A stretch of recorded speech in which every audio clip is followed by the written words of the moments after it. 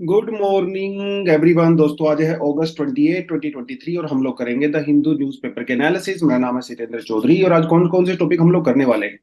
पहला जो टॉपिक करेंगे वो हम लोग करने वाले हैं इकोनॉमी वाले सेक्शन से, जहां पे हम लोग बात करेंगे किस तरह से इंडिया में जो यंग लोग हैं वो जॉब सेक्टर के अंदर उनकी पॉपुलेशन कम हो रही है। तो एजिंग यंग पॉपुलेशन के बारे में बात करेंगे, इसका कारण क्या है, इसके चैलेंजेस क्या है, क्या क्या सोल्यूशन यहाँ पे हो सकता है। कॉन्जुगल राइट्स ऑफ प्रिजनर्स के बारे में बात करेंगे। इंडिया में हालांकि प्रिजनर्स के कॉन्जुगल राइट्स कानूनी रूप में एग्जिस्ट नहीं करते हैं, तो कॉन्जुगल राइट्स क्या होते हैं, प्रिजनर्स इसकी डिमांड क्यों कर रहे हैं, उसके बारे में बात करेंगे। राइट टू रिपेयर एक बहुत इंपॉर्टेंट टॉपिक है। आज इसे हम लोग पॉलिटी वाले सेक्शन से भी कवर कर सकते हैं, इकोनॉमी वाले सेक्शन से भी कवर कर सकते हैं। यानी कि जो हम लोग इलेक्ट्रॉनिक का सामान खरीदते हैं, जैसे आपको मोबाइल फोन लैपटॉप वगैरह खरीदते हो, तो आप इसकी रिपेयर करवा सकते हो कि नहीं करवा सकते हो, ये बहुत बड़ा डिबेट का मुद्दा है। इसके बारे में बात करेंगे। काफी इंपॉर्टेंट टॉपिक है, स्पेशली मेंस के परस्पेक्टिव से इसको हम लोग यहाँ पे करने वाले हैं। उसके अलावा जैसे भी चंद्रयान हम लोगों ने भेजा, नासा भी बहुत सारे प्रोग्राम चलाता है, स्पेस एक्स भी चलाता है, तो दुनिया में बहुत सारी प्राइवेट कंपनीज भी हैं और गवर्नमेंट स्पॉन्सर्ड कंपनीज भी हैं जो स्पेस सेक्टर के अंदर काम करती हैं। तो इस एडिटोरियल में हम लोग बात करेंगे कि स्टेट गवर्नमेंट्स, यानी कि जो सरकारें हैं, गवर्नमेंट है, उसका क्या इंपॉर्टेंट रोल होता है स्पेस एक्सप्लोरेशन के अंदर, वो हम लोग यहाँ पे देखने वाले हैं। उसके अलावा हमारे पास कुछ एडिशनल आर्टिकल भी हैं जो हम लोग यहाँ पे देखेंगे। लेकिन आगे बढ़ने से पहले अपने प्रयास प्रोग्राम के बारे में आपको बता देता हूँ। ये हमारा आंसर राइटिंग का प्रोग्राम है जो लगभग 40 दिन तक चलता है। आप इसे ज्वाइन कर सकते हो अगर आप स्टूडेंट हो, आप जॉब करते हो या फुल टाइम यूपीएससी प्रिपरेशन करते हो, किसी भी तरह से अगर आप यूपीएससी से एसोसिएटेड हो तो आपको आंसर राइटिंग की रिक्वायरमेंट होती है। तो आंसर राइटिंग का प्रोग्राम आप यहाँ से ज्वाइन कर सकते हैं। व्हाट्सएप नंबर आपको दिया हुआ है, आप इस पे मैसेज करके कॉल कर सकते हो। मेंटरशिप प्रोग्राम भी आप हमारा ज्वाइन कर सकते हैं। मेंटरशिप प्रोग्राम में बहुत डिटेलिंग में आपको तैयारी करवाई जाती है, इन द सेंस कि आपको वन टू वन मेंटर के साथ आप अपने प्लान डिस्कशन कर सकते हो, प्रोग्राम आप जो अपना शेड्यूल बनवा सकते हो, टाइम मैनेज कर सकते हो, इंटरव्यू गाइडेंस आपको यहाँ पे मिल जाता है और प्रीलिम की टेस्ट सीरीज की एक्सेस आपको यहाँ पे मिल जाती है। काफी इंपॉर्टेंट प्रोग्राम है। अगर आपकी कोचिंग कंप्लीट हो चुकी है, आप टाइम मैनेज नहीं कर पा रहे हो, आप सेल्फ स्टडी करते हो, तो मेंटरशिप प्रोग्राम बहुत जरूरी है आपके लिए। फाउंडेशन कोर्स के लिए भी सेम व्हाट्सएप नंबर है। और हमारा जो सैटरडे को करंट अफेयर का सेशन होता है, जिसमें पूरे वीक का करंट अफेयर आपको कवर करवाया जाता है प्रीलिम्स और मेंस के पर्सपेक्टिव से, उसके लिए भी आप सेम व्हाट्सएप नंबर का यूज कर सकते हो। हालांकि यहाँ पे क्यूआर कोड दिया हुआ है, आप इसको भी अपने मोबाइल से स्कैन करके ज्वाइन कर सकते हो। अगर आप यहाँ पे 1000 अगर कोड अप्लाई करते हो तो आपको 1000 रुपीज का डिस्काउंट भी मिल जाता है। तो इसको भी आप ज्वाइन कर लीजिए। चलिए, पहला topic, young Indians ageing workforce. ठीक है, ये कोई गवर्नमेंट का ऐसा डेटा नहीं है, ये सीएमईआई का डेटा है। एक तो आपको ये पता होना चाहिए। लेकिन सीएमआई का डेटा भी काफी ज्यादा रिलायबल यहाँ पे होता है। आप एक भी बात थोड़ा सा इस ग्राफ को देखिए, क्या कहता है, composition of the workforce by the age group. ठीक है, हमारे देश में जो वर्कफोर्स है, यानी कि जो लोग काम करते हैं, वर्कफोर्स का मतलब होता है कि जो लोग 15 ईयर से लेके 64 65 ईयर तक जाते हैं। हालांकि इसकी डेफिनेशन थोड़ी वेरी कर सकती है, यानी कि जो रिटायरमेंट एज तक आप जाते हो तो आप उसे वर्कफोर्स का नाम दे सकते हो। आप यहाँ पे परसेंटेज देखिए क्या कहता है। 15 साल से 30 साल के बीच की जो वर्कफोर्स है वो है यहाँ पे 25% हमारे देश में। 30 से 35 ईयर्स के बीच में जो वर्कफोर्स है दैट इज 38%। और जो 45 ईयर से ज्यादा की वर्कफोर्स है दैट इज 37%। ये 2016 का डेटा है। 2022 में अगर हम लोग आए तो 15 से 30 साल के बीच का जो डेटा वो एक्चुअली 25 से कम होके 17% हो गया है। यानी कि जो यंग पॉपुलेशन है बिटवीन 15 ईयर्स टू 30 ईयर्स, 2016 में ये 25% थी, अभी ये घट के 17% रह गई है। वहीं 30 से 35 45, जो पहले 38 हुआ करता था, ये भी कितना हो गया है, 33% हो गया है। यानी कि ये भी कम हुआ है। बट सरप्राइजिंगली 45 ईयर से ज्यादा की जो एज है वर्कफोर्स में, पहले ये 37% थी और अभी ये इंक्रीज होके 49% हो गया है। तो डेटा से क्लियरली देख सकते हैं कि जो यंग पॉपुलेशन है उसकी परसेंटेज हमारी वर्कफोर्स में कम हो रही है। जो बड़ी एज पॉपुलेशन है, यानी कि 45 ईयर से ज्यादा या 30 ईयर से भी ज्यादा आप कह सकते हो, उसकी वर्कफोर्स में यहाँ पे जो शेयर है वो काफी ज्यादा है। इसका मतलब हमारे यहाँ पे जो वर्कफोर्स है वो एजेड हो रही है। हालांकि India is one of the youngest country जहां पे 30 ईयर से कम के पॉपुलेशन बहुत ज्यादा रहती है, बट उसके बावजूद भी अगर आप जॉब सेक्टर में देखें तो यहाँ पे पिक्चर कुछ और ही क्लियर नजर आती है। जबकि अगर इंडिया की पॉपुलेशन के हिसाब से देखें तो ऐसा परसेप्शन माना जाता है कि हमारी वर्कफोर्स में ज्यादातर यंग लोग हैं, बट डेटा कुछ और कहता है, और ये डेटा रिलायबल डेटा है। सी मतलब centre for the monitoring Indian economy का ये डेटा है। तो सीएमआई के अकॉर्डिंग जो यूथ है वो होता है 15 ईयर से लेके 25 ईयर्स तक का, ठीक है। और उसके बाद आप इस वर्क फोर्स की कैटेगरी को 3 हिस्सों में डिवाइड कर सकते हो, 15 to 30, 30 to 45 and more than 45। Data ऊपर हम लोगों ने देख ही लिया है किस तरह से जो 15 से 30 के बीच में है वो 25 से घट के 21 रह गए, जो 30 से 45 के बीच में है वो 37 से लेके 66 हो गए, लेकिन जो इससे ऊपर वाले हैं वो 36 से 42 हो गए। या आप ईयरली अलग अलग डेटा देख सकते हो। जो ऊपर हम लोगों ने डेटा देखा था वो 2016 से 2022 के बीच में था। हालांकि अगर आप ओवरऑल देखोगे तो ये परसेंटेज थोड़ा सा आपको चेंज यहाँ पे मिलेगा। तो आप ये डेटा भी यूज कर सकते हो और आप जो ऊपर ग्राफ वाला डेटा है वो भी यूज कर सकते हो, लेकिन आपको उसमें पर्टिकुलर ईयर को मेंशन करना पड़ेगा। तो इंडिया में बेसिकली वर्क फोर्स हमारी एजिड हो रही है। अब इसके बहुत सारे फैक्टर हो सकते हैं, ऐसा क्यों हो रहा है, क्यों ज्यादा उम्र के लोग जॉब सेक्टर में आ रहे हैं, इसका क्या कारण है। पहला जो कारण है वो कहता है कि इनसफिशिएंट जॉब ओपनिंग्स। भाई जॉब्स ही नहीं है, गवर्नमेंट जॉब्स तो बिल्कुल भी नहीं है, राइट। तो जब जॉब्स ही नहीं होंगी तब जॉब सेक्टर में कैसे एंट्री करोगे। सीधी सी बात ये है, एक तरफ पॉपुलेशन इंक्रीज हो रही है, दूसरी बात जॉब्स ओपनिंग नहीं है। उसकी वजह से क्या होता है, थोड़ी सी जॉब्स को लेके बहुत ज्यादा कंपटीशन होता है, राइट। अब जैसे आप यूपीएससी को ही देख लीजिए, कुछ 100 पोस्ट निकलती हैं लेकिन लाखों लोग इसके लिए एग्जाम देते हैं। एसएससी में देख लीजिए, असिस्टेंट कमांडेंट में देख लीजिए, सीडीएस में देख लीजिए, एनडीए में देख लीजिए, पॉपुलेशन के कंपैरिजन में जॉब्स बहुत कम है, कंपटीशन ज्यादा होता है, जिसकी वजह से आपको जॉब मार्केट में एंट्री करने के लिए ज्यादा समय देना पड़ता है। अब पहले अगर जॉब ज्यादा होती तो आप 1 साल के अंदर ही सिलेक्शन हो जाती, क्योंकि कंपटीशन उतना ज्यादा नहीं होता। जॉब्स क्योंकि कम है, कंपटीशन ज्यादा है, तो समय ज्यादा लगता है एंट्री करने में। तो जो आदमी पहले 21, 22, 23 साल की उम्र में एंट्री कर सकता था जॉब सेक्टर में, अभी वो 28, 29, 30 से उससे ज्यादा एंट्री करता है, क्योंकि कंपटीशन ज्यादा है, समय ज्यादा लगता है। स्किल डिस्क्रिपेंसी ये हमारे यहाँ पे बहुत बड़ी समस्या है हमारे एजुकेशन सेक्टर के अंदर, राइट। जो जिन स्किल्स की रिक्वायरमेंट है जॉब्स करने के लिए और जो स्किल प्रोवाइड करवाए जाते हैं हमारे एजुकेशन सिस्टम में, दोनों के बीच में कोई मेल ही नहीं है। तो कॉम्पिटेंस की कमी हमारे यहाँ पे है। जो प्रोफिशिएंसी, जो स्किल चाहिए वो नहीं मिल पाता है, जिसकी वजह से आपको एक्स्ट्रा, देखो आप कॉलेज से पास आउट हुए, आपने एक स्किल सीखा, लेकिन जब आप जॉब मार्केट में जाते हो तो जॉब वाले मना कर देते हैं कि सर ये काम का नहीं है, आप कुछ नया स्किल सीख के आइए। उसके लिए फिर आपको 2-3 साल अलग से और स्किल सीखना पड़ता है, ट्रेनिंग करनी पड़ती है, तब जाके आप जॉब मार्केट में एंट्री करते हो। यहाँ पे ये समस्या होती है। इसकी वजह से अंडर एम्प्लॉयमेंट और एम्प्लॉयमेंट दोनों समस्या हमारे यहाँ पे होती है। प्रेवलेंस होता है इनफॉर्मल सेक्टर, तो आपको मैंने जैसे ऊपर बता ही दिया, सरकारी नौकरियां तो है ही नहीं, तो कहाँ जा रहे हो आप इनफॉर्मल सेक्टर में जा रहे हो। लेकिन इनफॉर्मल सेक्टर में क्या दिक्कतें हैं, वहां पे सिक्योरिटी वगैरह आपको किसी तरह की नहीं मिलती है, पीपीएफ वगैरह आपको नहीं मिलता है, इंश्योरेंस वगैरह सोशल सिक्योरिटी आपको नहीं मिलती है। चैलेंजेस वहां पे बहुत सारे हैं। Education attainment and the ambitions, ये ऊपर हम लोगों ने बात कर ही लिया है। यंग लोगों की एस्पिरेशन बढ़ रही हैं, वो हाई सैलरी जॉब्स चाहते हैं, लेकिन हाई सैलरी जॉब्स के परस्पेक्टिव से हमारे पास उतने स्किल तो है नहीं, तो जिसकी वजह से आपको अपॉर्चुनिटी के लिए वेट करना पड़ता है जो आपके स्किल को मैच करे, जिसकी वजह से टोटल आपकी एज इंक्रीज हो जाती है। लेकिन ये तो ठीक है, एज इंक्रीज हो गई, जॉब्स नहीं है, अनएम्प्लॉयमेंट बहुत ज्यादा है, खासकर फॉर्मल सेक्टर में। इसका इम्पैक्ट क्या है, क्या इम्पैक्ट हो सकता है। सीधी सी बात है भाई, जो यंग लोग हैं वो ज्यादा प्रोडक्टिव होते हैं, यंग लोग ज्यादा नंबर ऑफ आवर्स तक काम कर सकते हैं, यंग लोग बीमार बहुत कम होते हैं, हेल्दी होते हैं, तो उनकी प्रोडक्टिविटी ज्यादा होती है। और यंग लोगों के अंदर नया स्किल सीखने की कैपेसिटी भी ज्यादा होती है, ओवरऑल देखा जाए तो ऑन एन एवरेज।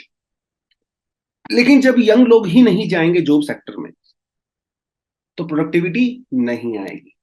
प्रोडक्टिविटी नहीं आएगी तो जीडीपी लो होगा, जीडीपी लो होगा तो इकोनॉमिक एक्सपेंशन नहीं हो पाएगा। इससे ओवरऑल इंडिया की ग्रोथ कम हो जाएगी और ग्लोबल कंपटीशन में हम लोग पिछड़ जाएंगे। यस। दूसरी चीज, escalating the social security burden. Young लोग जो होते हैं वो डिपेंडेंट नहीं होते, लेकिन जो बड़ी उम्र के लोग होते हैं वो डिपेंडेंट होते हैं।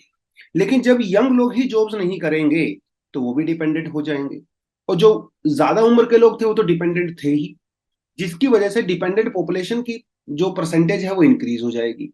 उसके अलावा जो ओल्डर वर्कफोर्स होती है उन्हें ज्यादा सपोर्ट की रिक्वायरमेंट होती है, क्योंकि इनको हेल्थ केयर पे, पेंशन पे, सोशल सिक्योरिटी बेनिफिट पे सरकार को ज्यादा खर्चा करना पड़ता है। यंग लोगों को हेल्थ केयर में खर्चा बहुत कम होता है, पेंशन उनको देनी नहीं पड़ती, क्योंकि पेंशन तो रिक्वायरमेंट रिटायरमेंट के बाद ही होती है। अब क्योंकि एजिंग हो रही है पॉपुलेशन की, तो सरकार के ऊपर बर्डन बढ़ रहा है, तो उसका फिस्कल रिजर्व जो है वो कम हो रहा है। तो जो डेमोग्राफिक जो डिविडेंड का बेनिफिट हम उठाना चाहते थे वो हम लोग यहाँ पे नहीं उठा पाते हैं। उस बेनिफिट उठा नहीं पा रहे हैं, उसके उल्टा बर्डन भी बढ़ रहा है। तो डबल डबल मार आपके ऊपर पड़ रही है। प्रोडक्टिविटी कम हो रही है, जीडीपी कम हो रही है, diminishing health human capital development. तो सीधी सी बात है, जब सरकार को एजिंग वर्क फोर्स के ऊपर ज्यादा खर्चा करना पड़ेगा तो सरकार दूसरे सेक्टर के अंदर इन्वेस्टमेंट नहीं कर पाएगी, जैसे education, skill enhancement, training of the younger generation, opening of the new universities, IITs, ITIs. वहां पे सरकार नहीं कर पाएगी। तो जब सरकार इन्वेस्टमेंट नहीं कर पाएगी तो भैया स्किल कैसे मिलेगा? तो कैपिटल डेवलपमेंट नहीं हो पाता है, ह्यूमन कैपिटल डेवलपमेंट नहीं हो पाएगा। और हेल्थ और वेलबींग का तो मैंने आपको बता ही दिया है, यंगर पॉपुलेशन होती है तो हेल्थ के ऊपर कम खर्चा होता है, राइट। एजेड पॉपुलेशन होती है तो ज्यादा बीमार होते हैं, वर्किंग आवर्स उनके कम होते हैं, तो उनके पास ज्यादा खर्चा करना पड़ता है, प्रोडक्टिविटी कम होती है। तो आप इसको इस पर्सपेक्टिव से देख सकते हैं। ठीक है जी। क्या कर सकते हैं, क्या करना चाहिए, इसका सॉल्यूशन क्या हो सकता है? प्रॉब्लम हम लोगों ने देख लिया है, इम्प्लीकेशन हम लोगों ने देख लिया है। पहली बात तो, establishing a inclusive work environment that appreciates the contribution of the both older and the young employ is fundamental. Team work की भावना बढ़ाइए, मेंटरशिप की भावना बढ़ाइए, ताकि जो सीनियर लोग होते हैं कंपनीज में, वर्कफोर्स में, वो जूनियर्स को ट्रेन कर सकें और एक दूसरे से लर्न कर सकें। ये बढ़ाना यहाँ पे बहुत जरूरी है। Strengthening the social safety net, right, जैसे हेल्थ केयर हो गया या फिर पेंशन फंड्स वगैरह हो गए। सरकार को इन चीजों के अंदर लॉन्ग टर्म के परस्पेक्टिव से इन्वेस्टमेंट करना चाहिए, राइट। जब एक बच्चा पैदा होता है उसी समय पे कोई ऐसा सोशल प्रोग्राम होना चाहिए कि जब वो 18 साल से प्लस होगा तो कम से कम उसकी कुछ सैलरी, कोई जॉब सेक्टर में कुछ उसका इंश्योरेंस टाइप का हो सके, तो जिससे वो जैसे यंग एज में आप पहुंचते हो तो कम से कम आपके पास एक जॉब सिक्योरिटी होती है। उस तरह की चीजें आप कर सकते हो। Constructing of the age responsive society, yes, developing a society that accommodates the various age related needs involve erecting infrastructure, services, policies that cater to the older individuals. Yes, हमारे यहाँ पे अगर आपने देखा होगा, बिल्डिंग्स में आप जाते हो, ओल्डर पॉपुलेशन के लिए, जो ओल्डर हमारे बुजुर्ग लोग होते हैं उनके लिए कोई खास इंफ्रास्ट्रक्चर के लिए अलग से प्रोविजंस नहीं होते हैं। आप बसें देख लीजिए, तो हमारे यहाँ पे जो इंफ्रास्ट्रक्चर होता है वो ओल्ड एज फ्रेंडली भी होना चाहिए, सीनियर सिटीजन फ्रेंडली भी होना चाहिए, राइट। और सीनियर सिटीजन की वेलबींग के लिए समाज को जितने भी स्टेक होल्डर्स होते हैं सबको एक पॉजिटिव एटीट्यूड रखना चाहिए, राइट।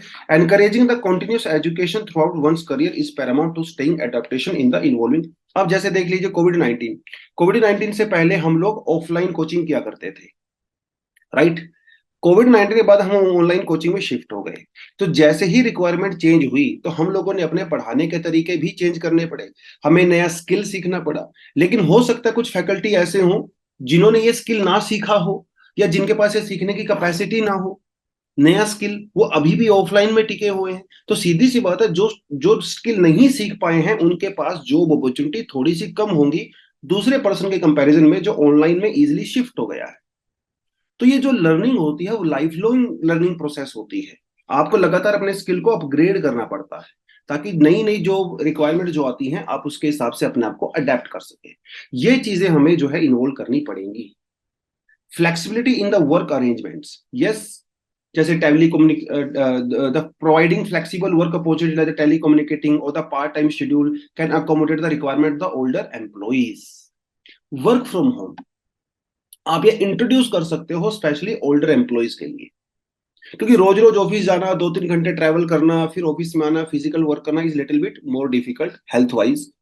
तो उससे पर्सनल वर्क और पर्सनल लाइफ के बीच में बैलेंस नहीं बन पाता है। तो कम से कम आप ये कर सकते हो, राइट, हेल्थ वेलबींग का टेक केयर कर सकते हो, कुछ फिटनेस एक्टिविटी, मेंटल वेलनेस के ऊपर आप फोकस कर सकते हो, क्रॉस जनरेशनल कोलैबोरेशन आप कर सकते हो। जैसे अगर किसी कंपनी वगैरह के अंदर कोई टीम बनाई जाती है तो आप ये कोशिश मत करें यंग लोगों की टीम अलग हो और ओल्ड की अलग हो, नहीं, आप कोलैबोरेट करके दोनों को इंक्लूसिव तरीके से सिखा सकते हो, राइट। तो इस तरह की चीजें डेफिनेटली होनी चाहिए। एंटरप्रेन्योरियल फैसिलिटेशन होना चाहिए, यंग लोगों के अंदर अपना बिजनेस क्रिएट करने की जो है सरकार को और ज्यादा कोशिश करनी चाहिए। हालांकि हम लोग कर रहे हैं और इंडिया में ठीक ठाक स्टार्टअप्स आ भी रहे हैं, लेकिन अगर डेवलप्ड कंट्री के कंपैरिजन में देखें तो अभी भी इंडिया में वो कम है।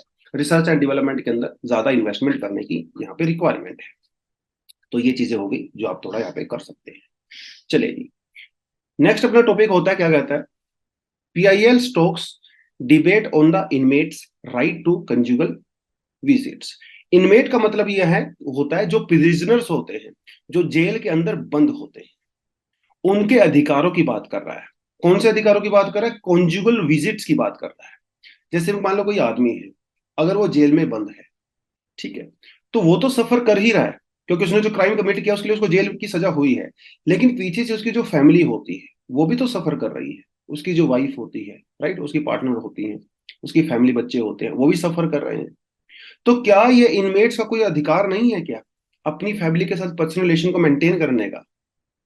तो कंजुगल राइट्स का पहली बात तो आपको समझना चाहिए क्या होता है और कंजुगल विजिट्स क्या होती है। कंजुगल विजिट्स का मतलब होता है it's a schedule visit where an inmate is allowed to spend time with their legal spouse wherein the meeting parties may engage sexually also।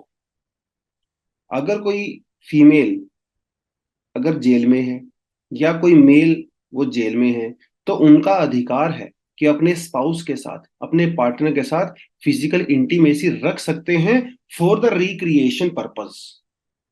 ठीक, अपनी फैमिली को एक्सपेंड करना है, जो भी करना है आप उसके लिए वो कर, इसे कंजुगल राइट्स बोलते हैं। ये कुछ घंटे से लेके कुछ हफ्तों तक या कुछ दिनों तक चल सकता है। अलग अलग कंट्रीज में अलग अलग रूल है। Canada, Germany, Russia, Spain, Belgium, Spain वगैरह में, सऊदी अरेबिया में भी इवन, और डेनमार्क वगैरह में भी, कई सारी कंट्री में, यूएसए में भी कई सारे स्टेट्स के अंदर कंजुगल राइट्स प्रोवाइड कराए जाते हैं इनमेट्स को, प्रिजनर्स को, ताकि उनकी जो वाइफ है या उनके जो हस्बैंड है उनको कुछ समय के लिए दिन में, हफ्ते में लाइक 2 घंटे या एक महीने में 4 घंटे आके उनको पर्सनल विजिट कर सकते हैं, राइट। इसे कंजुगल राइट्स बोलते हैं। इंडिया में फिलहाल इसके लिए कोई एज सच कोई स्पेशल कानून नहीं है, कॉन्स्टिट्यूशन में कोई प्रोविजन नहीं है, हमारे आईपीसी के अंदर भी कोई कानून नहीं है। हालांकि 2015 में पंजाब हरियाणा हाई कोर्ट ने और 2018 में मद्रास हाई कोर्ट ने कहा है कि जो इनमेट्स होते हैं उनको कंजुगल विजिट्स अलाउ की जानी चाहिए, क्योंकि उसकी फैमिली को सफर नहीं करना चाहिए because that person is in the jail. But Madras high court ने साथ के साथ ये भी कहा कि जो कंजुगल विजिट्स होती हैं ये एक प्रिविलेज है, ये राइट नहीं है। इसका मतलब सरकार अलाउ करे या ना करे ये सरकार की मर्जी है। इनमेट ये नहीं कह सकता कि ये मेरा अधिकार है जी, मुझे देना ही पड़ेगा, नहीं, वो आपका प्रिविलेज है। ऐसा मद्रास हाई कोर्ट ने भी कहा था। उसके अलावा 1979 में एक केस आता है, Sunil Batra versus Delhi administration case, जहां पे फैमिली वगैरह को कुछ समय के लिए अलाउ किया गया था, लेकिन कुछ टर्म्स एंड कंडीशन है। जैसे पंजाब के अंदर भी अलाउड है कंजुगल विजिट्स, लेकिन कुछ टर्म्स एंड कंडीशंस होती हैं उसके अंदर, कि जैसे जो टेररिस्ट होते हैं या जो जिनको मेडिकल कंडीशंस होती हैं जैसे HIV वगैरह हो गया, तो वहां पे आप विजिट नहीं कर सकते हो। बट यस, इंडिया में अभी ऐसा आईपीसी में या कोई ऐसा कानून बना के सरकार ने कंजुगल राइट्स को यहाँ पे रिकॉग्नाइज नहीं किया है। कुछ लोग इसको सपोर्ट करते हैं, कुछ लोग इसको अपोज करते हैं, लेकिन ज्यादातर एक्सपर्ट्स कहते हैं कि कंजुगल विजिट्स कुछ ना कुछ होना चाहिए। हालांकि उसको आप रेगुलेट कर सकते हो, लेकिन होना चाहिए। इससे होगा क्या, जो प्रिजनर्स होंगे, जो क्रिमिनल्स होंगे, एक तो वो अपनी फैमिली के साथ वो बॉन्ड बना के रख सकते हैं, जिससे क्या होगा, उनका जो डिप्रेशन वाली समस्या थी, जो आइसोलेशन वाली समस्या थी, वो दूर होती है, अग्रेसिव टेंडेंसीज कम होती हैं। कई बार प्रिजनर्स क्या करते हैं, इतने अग्रेसिव हो जाते हैं आइसोलेशन की वजह से, आपस में लड़ाई झगड़ा करने लगते हैं, जेल के अंदर मर्डर वगैरह भी हो जाते हैं, जेल तोड़ के भागने की कोशिश करते हैं। तो उनका ये मानना है कि अगर उनकी वाइफ, उनके हस्बैंड, स्पेशली वाइफ्स, क्योंकि मेल के केस में थोड़ा अग्रेसिव बिहेवियर ज्यादा नजर आता है एज पर एक्सपर्ट्स, तो वो थोड़ा सा ठंडे दिमाग के रहते हैं। और हमारा जो पूरा जेल सिस्टम है, जस्टिस सिस्टम है, वो किसी को सजा देने के लिए नहीं बना है, वो रिहैबिलिटेशन के लिए बना है और रिफॉर्मेशन के लिए बना है। तो अगर आप किसी को चाहते हो कि नॉर्मल लाइफ जिए, वो रिफॉर्म हो, तो उसके लिए कंजुगल विजिट्स जरूरी होती है। आर्टिकल 21, आर्टिकल 21 पूरी तरह से अप्लाई नहीं होता है क्रिमिनल्स के ऊपर, राइट टू लाइफ, लेकिन जो उनकी फैमिली होती है उसके ऊपर तो अप्लाई होती है। उनके उनके पास तो राइट टू लाइफ होता है, तो उसकी वाइफ जो है हस्बैंड को जाके विजिट कर सकती है जेल में, राइट। अगर वो चाहते हैं कि भाई वो बच्चा पैदा करें, फैमिली को आगे बढ़ाएं, तो आप उसको रोक नहीं सकते। ये उसके राइट टू लाइफ का वायलेशन होगा। और हमारा जस्टिस सिस्टम, मैंने को बताया जैसा कि वो प्यूनिटिव नहीं है, रिफॉर्मेटिव होता है। और उसके लिए फैमिली के साथ बॉन्डिंग बनाना, रिलेशन बनाना बड़ा जरूरी होता है, राइट। और उसके अलावा अगर कंजुगल विजिट्स अलाउड होती हैं जेल में, तो जो उनको इंसेंटिव भी तो होता है ना जेलमेट्स को, कि यार हमारी फैमिली हमें विजिट करेगी, तो अच्छा बिहेवियर होता है उनका, अच्छे बिहेवियर करने के लिए मोटिवेट होते हैं प्रिजनर्स, राइट। ये चीजें जरूरी हैं, इसलिए कुछ लोगों का कहना है कि भाई in terms of the human rights, in terms of the fundamental rights, conjugal visits allow की जानी चाहिए। हालांकि हमारे यहाँ पे अभी ऐसा चीज के लिए कोई कानून नहीं है। बाकी आप अपना पर्सनल व्यू पॉइंट बता सकते हो कमेंट सेक्शन में, कंजुगल विजिट्स अलाउ होनी चाहिए कि नहीं होनी चाहिए, है ना। और साथ के साथ आप वीडियो को लाइक भी कर सकते हो, कमेंट सेक्शन में अपनी फीडबैक भी दे सकते हैं। चलिए जी, एक टॉपिक है बड़ा टाइम से न्यूज में था, राइट टू रिपेयर को लेके। राइट टू रिपेयर क्या होता है, हल्का सा आपको बताता हूँ क्या होता है। जैसे मान लो आपने कोई मोबाइल फोन परचेज किया, आपने इसके लिए पैसे पे किए, अभी आप उस मोबाइल के ओनर हो। ओनर का मतलब ये है कि आपकी जो मर्जी आप उस मोबाइल के साथ कर सकते हो। आप उसको जिस मर्जी बेचिए, जितने टाइम उसको यूज करिए, वो आपकी मर्जी है। आपको उसको चार्ज पे लगाना है नहीं लगाना आपकी मर्जी है। आप उसको तोड़िए फोड़िए आपकी मर्जी है। अगर वो मोबाइल फोन खराब हो जाता है तो आप उसे रिपेयर भी करवा सकते हो, क्योंकि now you are the owner. आपके अधिकार है उसको रिपेयर करवाने का। खराब हो गया, रिपेयर करवाइए भाई, नया थोड़ी खरीदना है। आप पास पैसे नहीं है तो नया थोड़ी खरीदोगे, आप रिपेयर करा के काम चला सकते हो। That is right to repair. Right to repair basically consumer का एक राइट होता है, जिससे वो अपने प्रोडक्ट के स्पेयर पार्ट्स मार्केट से खरीद सकता है, खुद रिपेयर कर सकता है, या थर्ड पार्टी से रिपेयर करवा सकता है, ठीक है। लेकिन बहुत सारी कंपनीज इसको अपोज करती हैं। एप्पल, माइक्रोसॉफ्ट, टेस्ला वैसला इसको अपोज करते हैं। ऑब्वियस सी बात है, क्यों अपोज कर रही हैं? क्योंकि लोग अगर रिपेयर प्रोडक्ट को रिपेयर करने लगेंगे या रिपेयर करवाने लगेंगे, तो नया प्रोडक्ट कौन खरीदेगा? समस्या हो जाएगी, उनकी सेल कम हो जाएगी, प्रोडक्शन कम हो जाएगी। तो इसीलिए बहुत सारी कंपनीज उसको अपोज कर रही है। लेकिन एप्पल ने अभी कुछ लास्ट वीक में एक यू टर्न लिया है। एप्पल ने अमेरिका में एक कानून बनने जा रहा है राइट टू रिपेयर का।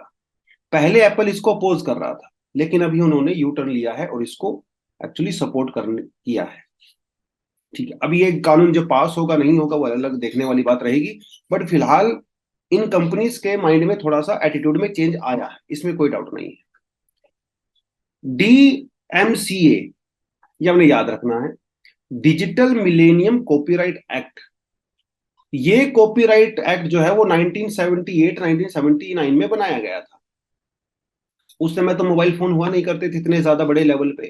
ज्यादातर लोग लैंडलाइन फोन का ही यूज किया करते थे। लैपटॉप्स वगैरह भी बहुत ज्यादा नहीं होते थे, कंप्यूटर भी बहुत ज्यादा यूज नहीं होते थे, राइट। कुछ कंपनियां हुआ करती थी जो बनाया करती थी। इसलिए उन कंपनीज को प्रोटेक्ट करने के लिए अमेरिकन गवर्नमेंट ने DMCA बनाया था, ताकि रिपेयर ना हो सके और लोग उन सामान को खरीदें। लेकिन उसको उस समय थोड़ी ना पता था कि हर किसी के हाथ में मोबाइल फोन होने लगेगा और ये कंपनीज इस पावर को मिसयूज करने लगेंगी। तो अभी गवर्नमेंट ने सोचा है कि नहीं भैया, तो गलती होगी हम लोगों से, तो वो DMCA को खत्म करके नया कानून लेके आने की कोशिश कर रहे हैं। तो USA में फिलहाल ये इलीगल माना जाता है कि आप अपने प्रोडक्ट को थर्ड पार्टी से रिपेयर करवाएं। अगर आपको रिपेयर करवाना ही है तो आप उस कंपनी के जो रजिस्टर्ड, जो लाइसेंस्ड, जो सर्विस सेंटर होते हैं, सिर्फ वहीं पे जाके रिपेयर करवा सकते हो। आप किसी अरे गहरे से रिपेयर नहीं करा सकते हो। आपने देखा होगा कि हमारे शहरों में हर छोटे सिटी के अंदर, बड़े सिटी के अंदर कुछ स्पेशल मार्केट्स होती हैं जहाँ पे लैपटॉप ठीक करवाए जाते हैं, फोन वगैरह ठीक करवाए जाते हैं। वो लाइसेंस तो नहीं होते हैं, लाइसेंस तो वही होते हैं जो कंपनी वाले होते हैं। लेकिन कंपनी में जाके अगर आप रिपेयर करवाते हो तो आपको बहुत ज्यादा पैसा पे करना पड़ता है। आपकी मोबाइल फोन 15,000 का है, आप कंपनी के उसमें जाओगे सर्विस सेंटर में 10,000 का डिस्प्ले चेंज करेंगे, लेकिन बाहर वही डिस्प्ले आप 600 700 1000 रुपए में भी लगवा सकते हैं। तो लोग इसलिए वहां जाना पसंद करते हैं। लेकिन इससे होता क्या है, अगर आपके फोन गारंटी में होता है या वारंटी में होता है तो उसको फिर वारंटी नहीं मिलेगी, क्योंकि आपने थर्ड पार्टी से उसको रिपेयर करवा लिया है। तो ऐसी बहुत सारी कॉम्प्लिकेशन और समस्या यहाँ पे है। उन सारी चीजों को दूर करने के लिए अभी राइट टू रिपेयर की बात हम आगे यहाँ पे कर रहे हैं। ठीक है, तो थोड़ा सा आपको आइडिया लग गया। राइट टू रिपेयर के लिए जिस आदमी से आप रिपेयर करवाते हो तो उसके पास वो हार्डवेयर होना भी तो चाहिए। आपके शहर में कोई शॉप वाला है, आप उसे मोबाइल फोन ठीक करवाने जाते हो, भाई उसके पास हार्डवेयर ही नहीं होगा तो वो ठीक कैसे करेगा? और हार्डवेयर कौन बनाता है? हार्डवेयर कंपनी बनाती है, ऑब्वियस सी बात है। और आजकल एक मोबाइल फोन के अंदर इतने पेटेंट डिवाइस होती हैं, और आजकल क्या है ना, मोबाइल कंपनियां ना या इलेक्ट्रॉनिक डिवाइस मैन्युफैक्चरर्स बहुत बहुत ज्यादा दिमाग लगाने लगे हैं। वो अपने प्रोडक्ट को इस तरह से बनाने लगे हैं कि उनकी रिपेयर पॉसिबल ही नहीं हो पाती है। वो सिर्फ वही लोग रिपेयर कर सकते हैं, क्योंकि सॉफ्टवेयर और हार्डवेयर बहुत कॉम्प्लिकेटेड हो गए हैं। तो या तो वो स्पेयर पार्ट बनाते नहीं हैं, स्पेयर पार्ट बनाने से मना कर देते हैं, जिसकी वजह से आपको मजबूरी में नया प्रोडक्ट खरीदना पड़ता है। लेकिन जो लोग सपोर्ट कर रहे हैं राइट टू रिपेयर का, उनका क्या कहना है? उनका यह कहना है कि भाई राइट टू रिपेयर अलाउ होना चाहिए। क्यों होना चाहिए?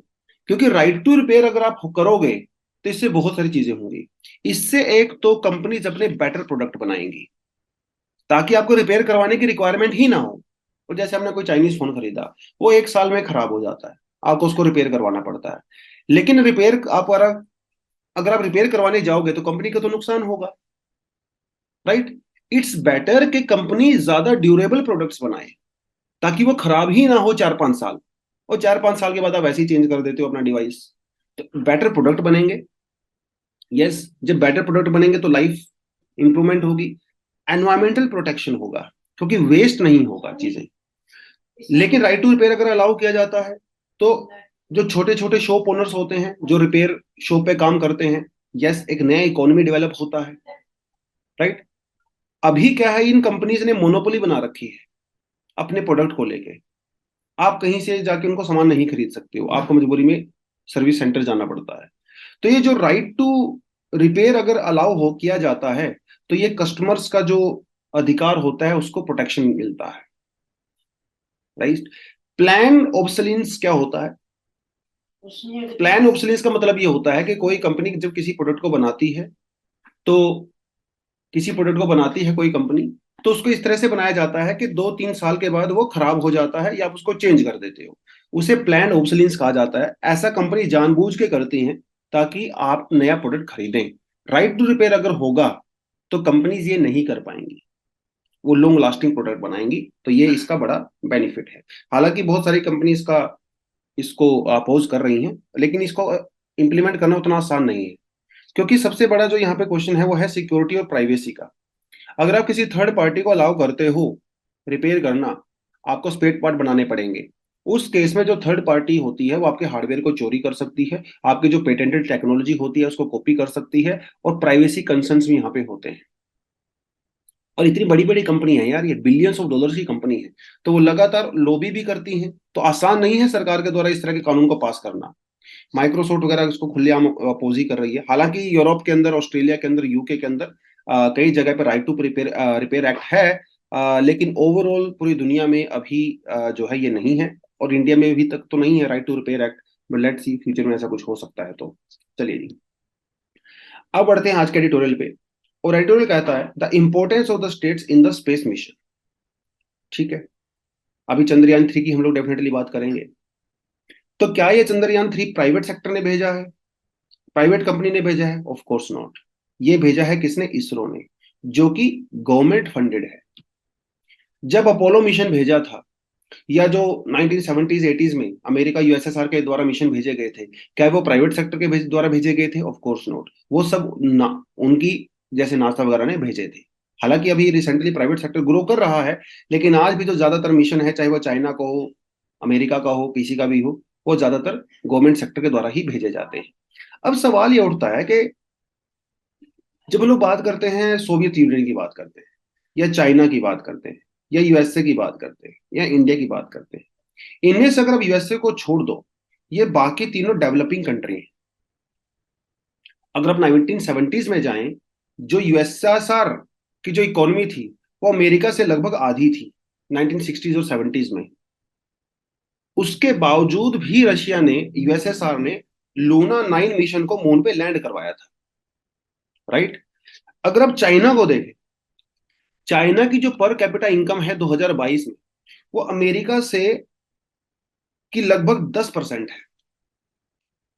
उसके बावजूद भी चाइना ने अपने सक्सेसफुल मिशन किए हैं।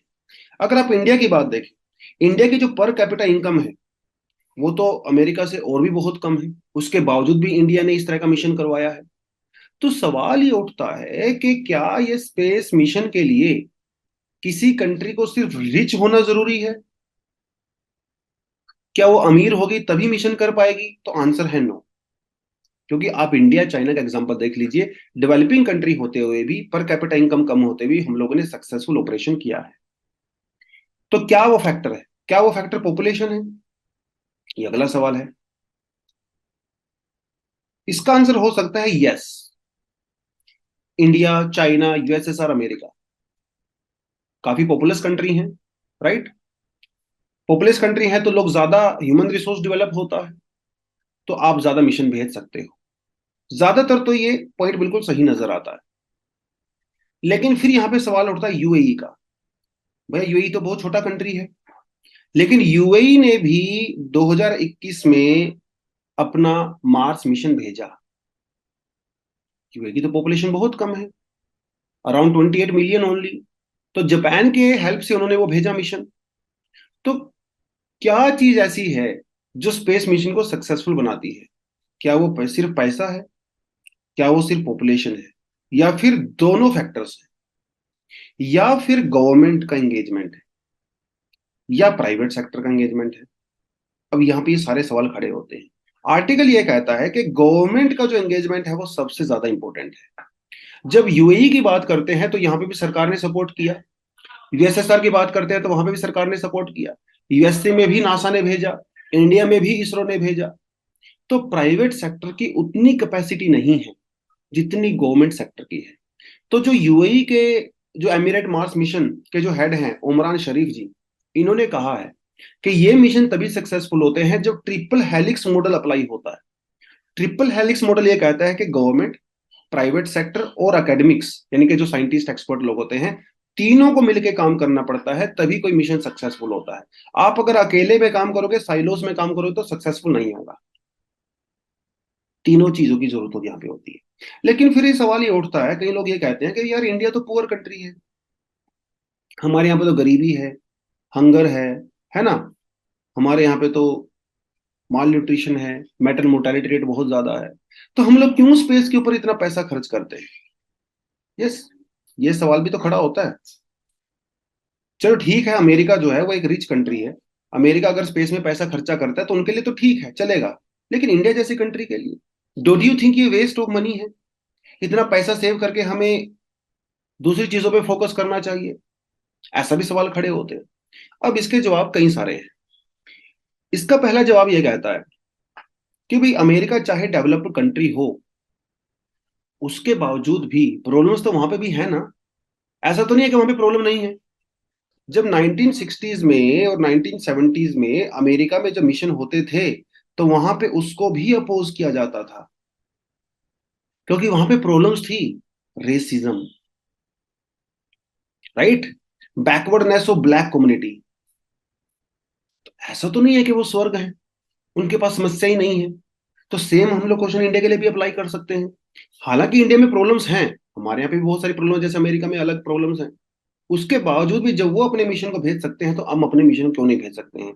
क्या हमें उस दिन का वेट करना चाहिए जब देश में कोई और समस्या नहीं होगी तभी हम लोग स्पेस प्रोग्राम करेंगे? उसका आंसर है नो। हर चीज की अपनी इंपॉर्टेंस होती है। और अगर आप इंडिया के टोटल जीडीपी के परसेंटेज में देखें तो स्पेस मिशन को बहुत ही कम पैसा दिया जाता है, लेस देन 0.05%। तो उतना पैसा अगर मान लो आप एजुकेशन हेल्थ में डाल भी देते हो तो उससे कोई खास फर्क नहीं पड़ने वाला इंडिया जैसी बड़ी कंट्री में। लेकिन अगर आप उतने से कम पैसे खर्च करके अगर आप स्पेस मिशन भेजते हो तो आपको बेनिफिट बहुत ज्यादा है, बहुत ज्यादा है। क्योंकि ये बेनिफिट कई तरह के हो सकते हैं। पहली बात तो कमर्शियल बेनिफिट होता है। आज इसरो बहुत सारे दूसरे देशों के सैटेलाइट भी भेजता है जो वहां से वो पैसा अर्न करता है। जो जितना पैसा इसरो के मिशन पे खर्चा होता है उससे ज्यादा तो इसरो कमा लेता है, अर्निंग कर लेता है। तो इसका मतलब ये सरकार जो पैसा खर्च कर रही है वो फालतू में नहीं कर रही है। दूसरी बड़ी बेनिफिट, इसका सोशल रेलेवेंस बहुत ज्यादा है, इकोलॉजिकल रेलेवेंस बहुत ज्यादा है। 1988 में 1999 में इंडिया में एक सुपर साइक्लोन आया था ओडिशा में, जहां पे 30,000 से लेके 50,000 लोगों की डेथ हो गई थी ऐसा माना जाता है। अभी 2022 के अंदर गुजरात में भी साइक्लोन आया, लेकिन कितने लोगों की डेथ हुई? ओनली 2 to 5 लोगों की डेथ हुई। क्यों हुई? Now we have satellites, now we have space technology. आप एग्रीकल्चर में देख लीजिए, राइट, वेदरिंग फोरकास्ट में देख लीजिए। तो इसका जो सोशल बेनिफिट होता है वो बहुत ज्यादा होता है, राइट। तो सिर्फ ये कहना कि डेवलप्ड कंट्री को ही खर्चा करना चाहिए, डेवलपिंग कंट्री को पॉवर्टी पे फोकस करना चाहिए, वो नहीं है। इनडायरेक्टली तरीके से ये जो स्पेस मिशन होते हैं वो पॉवर्टी को भी रिड्यूस कर रहे हैं, एग्रीकल्चर प्रोडक्टिविटी को भी बढ़ा रहे हैं, ह्यूमन लाइफ और प्रॉपर्टी के लॉस दोनों को कम कर रहे हैं, ह्यूमन लॉस को भी कम कर रहे हैं। तो बेनिफिट बहुत ज्यादा है। इसीलिए आने वाले समय में भी, हालांकि प्राइवेट सेक्टर ग्रो कर रहा है, उसके बावजूद भी जो गवर्नमेंट है यानी कि जो स्टेट है उसके रोल को आप डिनाई नहीं कर सकते। तो ये आर्टिकल इसके बारे में बात करता है। अपार्ट फ्रॉम दैट हमारे पास कुछ एडिशनल आर्टिकल भी हैं, पढ़ना चाहो तो पढ़ सकते हो। तो आज के लिए इतना ही है बच्चों। Thank you very much, all the best, जय हिंद।